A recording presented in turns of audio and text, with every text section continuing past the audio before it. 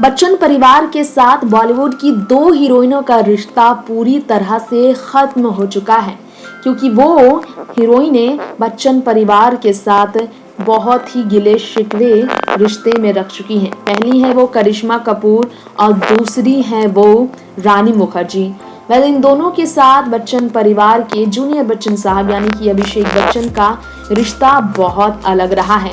जी हाँ, करिश्मा के साथ सगाई हुई थी अभिषेक की, लेकिन ये सगाई टूट गई थी किसी कारणवश। कहा जाता है कि बबीता कपूर को अभिषेक के साथ करिश्मा की शादी पसंद नहीं थी, इसलिए उनका रिश्ता टूट गया।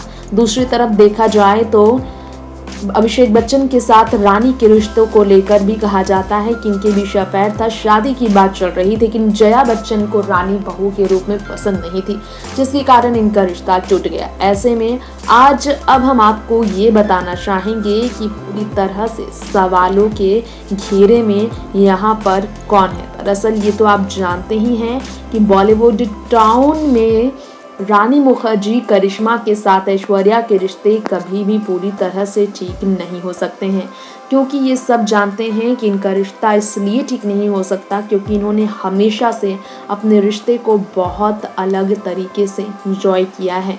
खैर, यहाँ आपको हम ये बताना चाहेंगे कि बॉलीवुड टाउन को अगर आप देखेंगे तो बॉलीवुड टाउन में पूरी तरह से अगर आप देखेंगे तो अलग तरीके से इन्होंने अपनी लाइफस्टाइल को मेंटेन कर रखा है, और ये भी सच है कि इन्होंने अपनी ज़िंदगी को बहुत अलग तरीके से एंजॉय किया है। लेकिन कृष्णराज कपूर की गुजरने पर जब कपूर मेंशन में ऐश्वर्या राय बच्चन की एंट्री हुई तो उस करिश्मा और रानी से सालों सालों बाद, या यूँ कह लीजिए कि शादी के बाद पहली बार ऐश्वर्या मिली।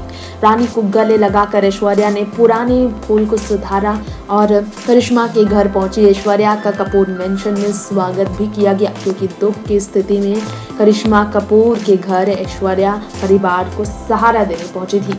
नेक्स्ट 9 न्यूज़ रूम से तृप्ति की रिपोर्ट।